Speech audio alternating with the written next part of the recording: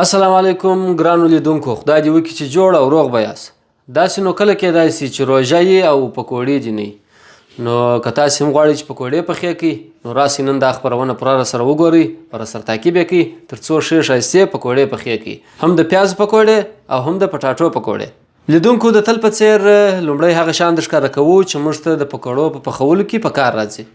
اول خو لږ زیره، هغه که میده وي که غټه وي، بیا یو څه دڼیا پوډر یا ګشنیز، میده ګشنیز دې ته وایي، بیا یو څه مالګه، دا دارو د ترخوالي لپاره، لږ هلدي چې مې رنګ ورسم کړي او مې خوند، او دغه یو د ګشنیز تخم دی، او دا هم دوې پټاټې دي چې د دې څخه پټاټو والا پکوړې پخوو، او هغه یو غټ پیاز دی چې د هغه څخه د پیاز والا پکوړې پخوو.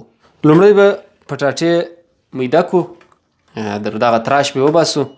استادان یې په چاړو هم دغسې میدولی سي، خو ښه په یوه اندازه یې دغه تراش درته باسي، بیا تاسې کولی سئ چې پټاټې والا پکوړې ځینې پخې کړئ.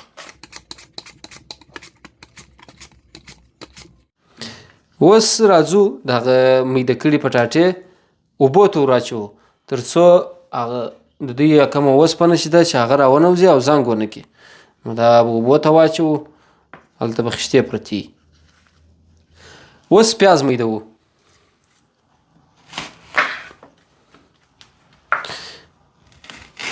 د پیاز دغه اخري ځای به ښه جیني کاټ کړي تر څو د پیاز هر یو جلا جلا راسي، بیا په پکوړه کې ډېر ښایسته راځي.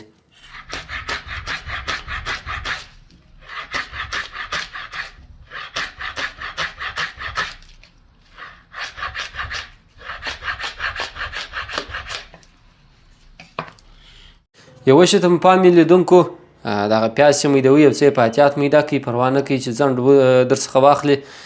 دا ګوتې داسې پرې کوي چې تاسې فکر لا نشئ کولی. موږ چې یو، موږ ورسره عادت یو، موږ د هغه کار دی، موږ اشپزان یو، نو زموږ ګوتې ډېر ژر نه را پرې کوي، ستاسې ګوتې ژر در پرې کوي.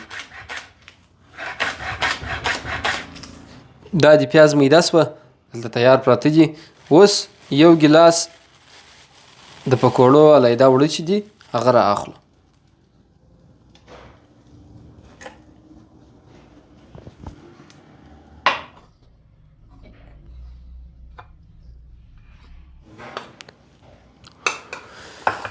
مساله جات چې کوم موږ تاسو ته درښکاره کړي وه، د هغو څخه د ټول څخه نیمه نیمه کاچوغه مو ور واچول، اوس یې هغه شو.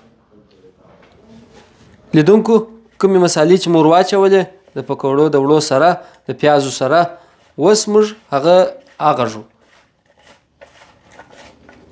دا یو څه وچ دي، اول خو اوبه مو راچوئ، که پیاز یو څه وچ و، پیاز خپلې اوبه لري، ډېر لږ اوبه به ور واچوئ، فقط 2 یا 2.5 سرپوش، بیا هلته ډېر ښایسته او نازکې پکوړې راځي.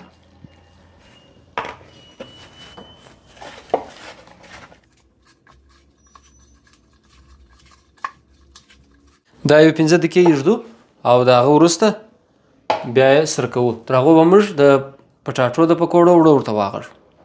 نیم ګیلاس به دا اوړه راواخلو او په پیاله کې به یې واچوو، اوبه به پسې ور واچوو. دا نو اوبه غواړي، ښه سمې اوبه غواړي.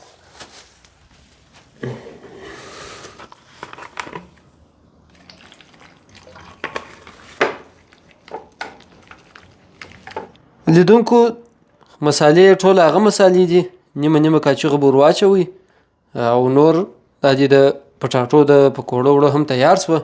اوس به اور بل کړو.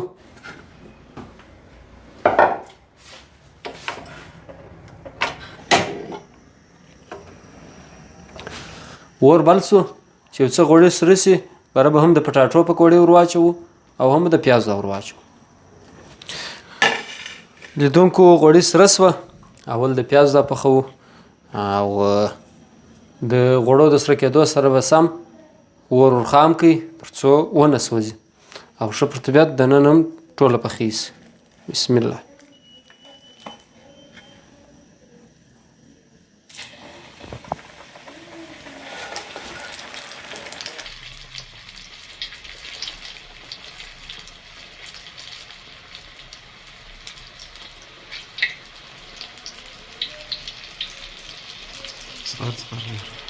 شي؟ ډېر ژر هغه سره مخ شاته نیسي. یو پخه یو نه.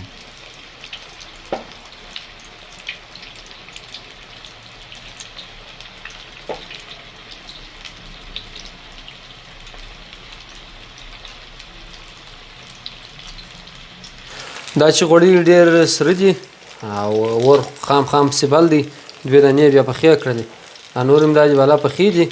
مازبیوار 2 سره واړوو، ډېر چسپ یې مه سره اړوئ چې دا وروام چې وي ژر یې پسې واړوئ، دا بیا سره جلا کېږي، بېرته پیاز شان سره جلا کېږي.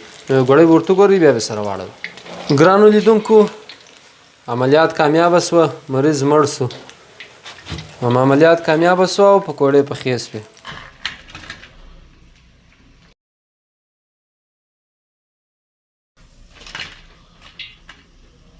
نو بالاخره لیدونکو پکوړې تیارې سوې، ښه ښایستې پخې سوې.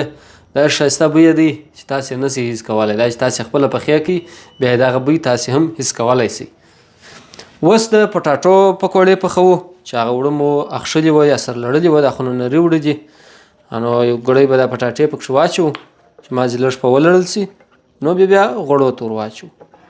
پټاټې د پکوړو په وړو ولړل شوې، اوس دا پسې ور اچوو. غوړي سره دي.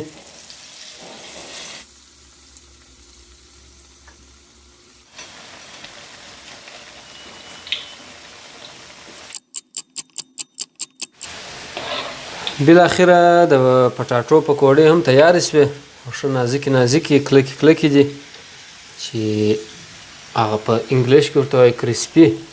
تاسې کولی شئ چې داسې کرسپي او نازکې کلکې پکوړې په خپل کور کې پخې کړئ.